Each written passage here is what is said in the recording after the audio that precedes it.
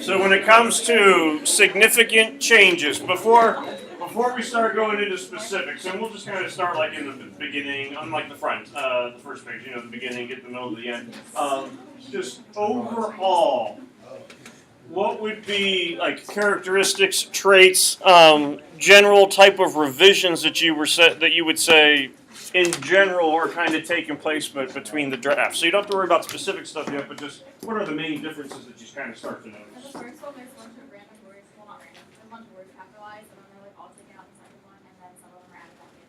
So it's like full-blown capitalization, fairly minimal, except for United States of America, and then kind of like an in-between happy medium kind of place taking place. So yeah, I'd say the capitalization.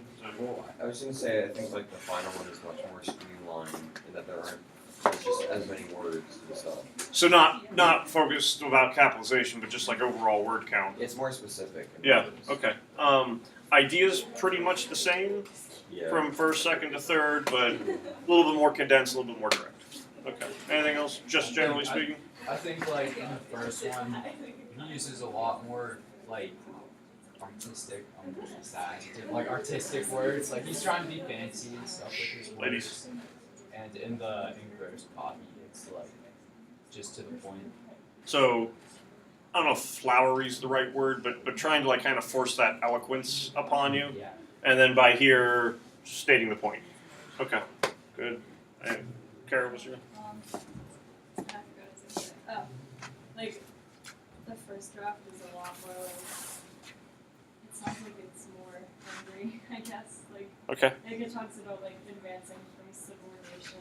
Like the final one is just like dissolving political advance. Like the final copy is much more like neutral, but not like as inflammatory. And if you're kind of combining you and Matt's point, if you're focusing on putting like a lot of eloquent terminology, word choice, kind of like fancy vocabulary, you're probably going to build. I don't want to say you flatline the tone completely, but there's going to be probably more emotionally kind of charged words taking place in the longer, lengthy, more flowery version, as opposed to one that is going to be a little bit more direct. So I would say that makes sense. Now, focusing on the actual changes, and let's just kind of start with first part here. What do you see would be different? Take note of. Olivia? I feel like in the final copy, there's like more confidence in their statement than in the first draft, like especially with like unanimous. Okay. So emphasis being placed on unanimous, because I mean, from a percentage standpoint, unanimous means 100%. And not that it was necessarily a 51-49 split when it says, a declaration by the representatives here of the United States of America, but we don't know, is it a 60-40? Is it really 99 to 1%? We just got to switch that one over. But yeah, unanimous, and it is shorter, and not that this takes away, necessarily from Carol's point or yours with, being a little bit more eloquent. That is a pretty direct term. This is everyone. Who's unanimous? So here, unanimous declaration of the 13 United States of America. In these two, what word gets thrown in there? You have representatives. And again, I was not there, so I can't say this is what they were thinking for. But what effect in your mind does taking representatives out do? Does it have an effect? I think this is going to take a lot of words to say. I think representatives. So you're doing first draft. Yeah. Okay. I think like representatives. That whole sentence is saying, oh, it's the people on top making the decisions, Okay. which is what they wanted to get away from, like the king ruling the colonies, like the taxation without representation. But the unanimous thing is like, hey, everyone here is on board. Like this isn't monarchy or whatever. Like it's not. I don't know how to say this. This kind of has more of a hierarchy feel to it, yeah. and it's not a monarchy, obviously, because that's what they're trying to separate from. But for first and second draft, let's say you're a representative, you are speaking for everyone else, where this, and that still could be the case, but the wording of it is more of this is something that all people, all states, not just a few representatives of each state have to say. Okay. Michelle, did you have? I just can say that it just has one more strength behind this other one, because instead of like it being written against just the representatives, it's against everyone in the state. And so, yeah, it's more, and even though United States of America doesn't, it probably didn't have the same connotation in 1776 that it does today, so far as you thinking of it as a country, because still, certainly a lot of people from the colonies still thought of themselves as separate entities, but for this we are united, and so certainly that use of the word united is a significant one, but it does have more of a nation versus nation as opposed to nation versus, and this would go to your point too, a few people who, hey, we're going to try to separate some stuff. Obvious addition to the last one, The date. we got the date. Big deal? It's a holiday, so it is to us, I guess. Does the date do anything? I think it makes the change like immediate. Like the other one is just kind of saying, oh, this will happen over time. Okay. It's saying like as of today, like we're now separate from you. So this is like the stamp, boom, it's official, not we're going to kind of work out, but beginning today. Okay. Then 3 months later, break against it. Well, you know, it takes 4G LTE network wasn't quite up and running yet at that point, so what are you going to do? Anything else for the first part? What do you think about the all caps for United States of America in the second one? Very like Yeah, It is, yeah. US. We're united. And I mean, and part of what makes that so in your face, I think would be as good a way to put it as anything else that Nicole mentioned, is the sheer fact that when you go throughout the rest of the second one, the capitalization is hardly there. And then, boom, you have it for this part. So you read that first declaration statement up here, you almost expect, boy, is everything going to be capitalized? But there's actually fewer words that are capitalized. These are coming, of course, from human handwriting. They're not typing this up or anything like that. And there is, no one knows for sure. But why do you think seemingly random words get capitalized for first draft, fewer in the third draft, hardly any in the second? Why take them away and then bring them back? Any thoughts about it? I mean, it's speculation. Like emphasizing certain words. Okay. So capitalization as a point of emphasis. I mean, that's something that we certainly do. It's hard to italicize if you're handwriting. You could do bold, I guess, which you do with basically your name, but then it looks kind of creepy. You could underline, and I can't say how prevalent people were when it came to underlining in 1776. So like looking at the third one, of course, laws of nature, certainly God there, creator, life, liberty, happiness, governments, men. Are those appropriate words to capitalize, or does it still seem somewhat random by the time you get to the third?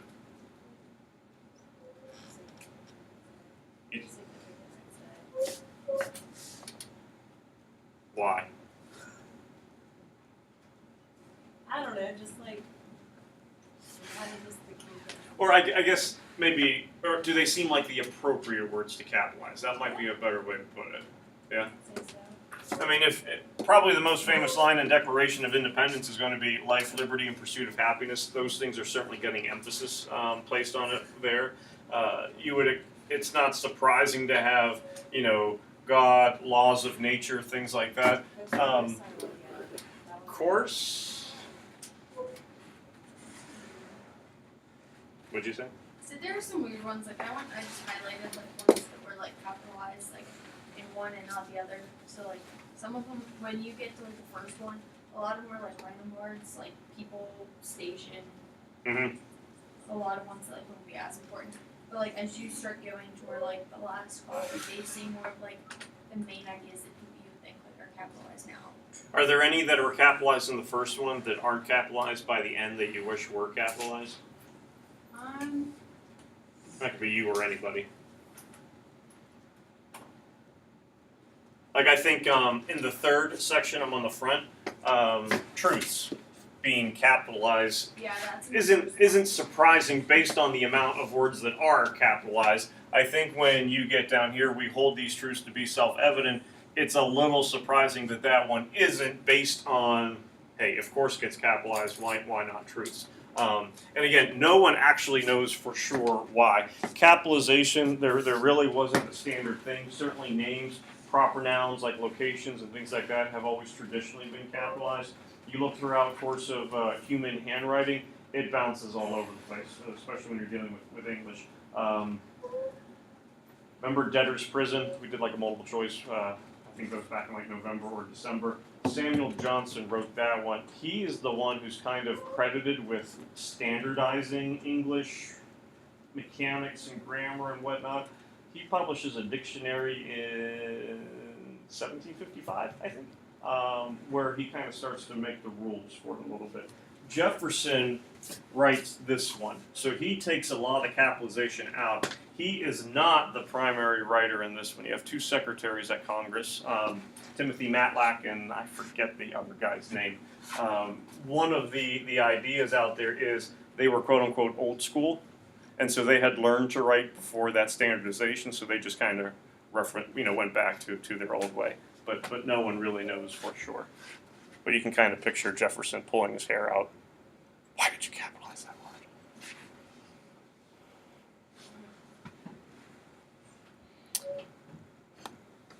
How about here? Middle part. Changes. So when in the course of human events becomes necessary. Any big changes? For me, there's one, I think, pretty significant one. the first one talk about subordination, and then when you go to the third one, talk about, or the second and third talk about political bans. Okay. Can't really see that one. Do you like that change?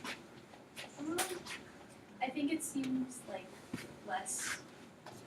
Dissolve the political bans. I guess we could kind of put Yeah. that part as opposed to advance from that subordination. I like the word dissolve. I think there's some emphasis behind it. It is a political document that you're taking a look at. One of the things that, and way in which this can kind of also tie in, when we come back from spring break, you're going to start working on your college essay. Yes, Emily, you have to go to college. You don't have to, but suggested. You get all these fun prompts that you have to fit a lot of information in roughly 650 words, which is what people struggle with. So one of the things to do is to try to be as specific and concrete and concise as possible, and in some ways kind of do what they did with the Declaration of Independence. But dissolve the political bans, I would say, is a little bit more compact compared to necessary for people to advance from that subordination in which they have hitherto remained. I think it is a little bit more direct to go with the second one. Second and the third. What about the end of that section? Because I would say that's also where there is a pretty significant change taking place, so far as what they are looking to do. Because in the first one down here, respect to the opinions of mankind requires that they should declare the causes which impel them to the what? Change. We need to make a change. Specifically, what does that change then become? We are going to separate. And I think that is an effective shift to take place. You're talking about political bans where we are now going to be separate, the United States of America. We are not going to be part of Great Britain, Majesty's Royal Empire. And so I think that separation is probably a wise choice that becomes much more direct with it. Originally, among which are the preservation of life, liberty, and the pursuit of happiness. What happens? So far as what we end up with? It just says like. Pretty much, but we do preservation gone. Why? Or why does it make sense or not make sense? I guess we don't know the actual why. Certain unalienable rights. Among these are life, liberty, and the pursuit of happiness. So among these are life. Among these are the preservation of life. I don't really think like if you're just talking about like normal fairness ways, just really good parallel terms. Uh-huh. It sounds better. So take out preservation rates, parallel so it just sounds better than Should, and I'm not trying to say no to that answer because it does make it more parallel. Should we take out pursuit then even? You know, if we were to make Lexi's fourth copy of 2017, you know, among these are life, liberty, and happiness. Which, I mean, that is a very, you know, iconic statement within America. But yeah, I mean, if you go to, you know, the fuddy-duddy, you know, English grammar, this must be in parallel structure, they might kind of argue about pursuit. Matt, did you have an idea for that one?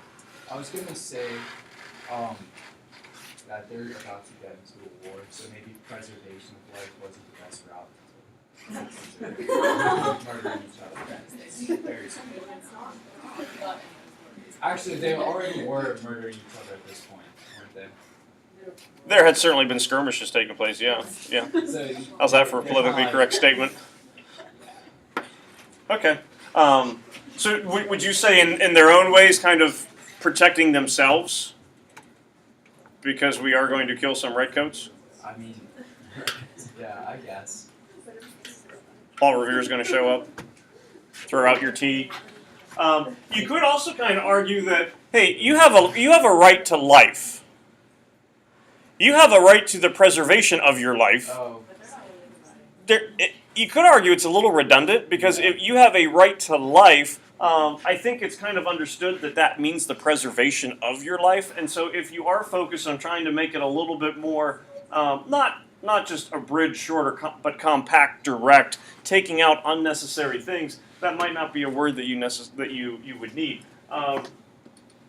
Is pursuit of happiness the right term to use, as opposed to you have the right to life, liberty, and happiness? Really, yes, because you can't just like be given happiness. Like I think it's different for every person. Emily, you're now happy. Oop, she started to smile. We almost did it.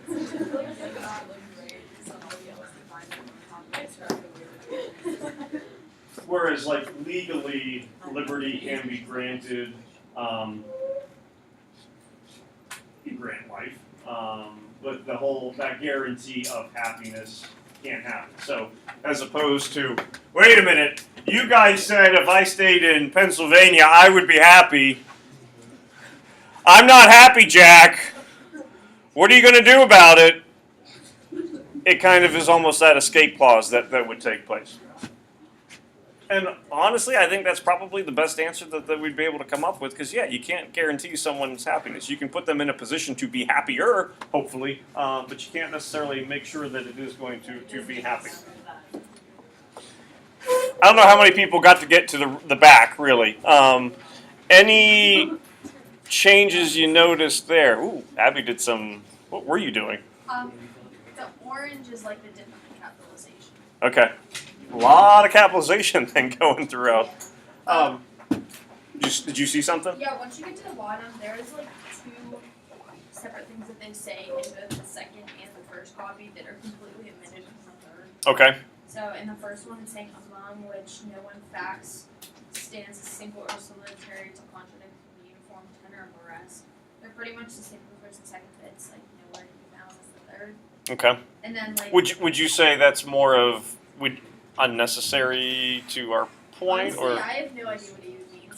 So I don't know. And then like the last 3 lines of like the first and second one, they're not in the third. the whole falsehood parts that take place, Yeah. where you end up with submitted to a candid world. So if you can prove, let facts be submitted. But that kind of comes out here. Yeah. Yeah. Anything added in the second and third that is not directly stated in the first? We've talked a lot about taken away, but there is an addition that takes place. It's still implied in the first, but it's not directly stated. This might not be it, but in the third one it says absolute.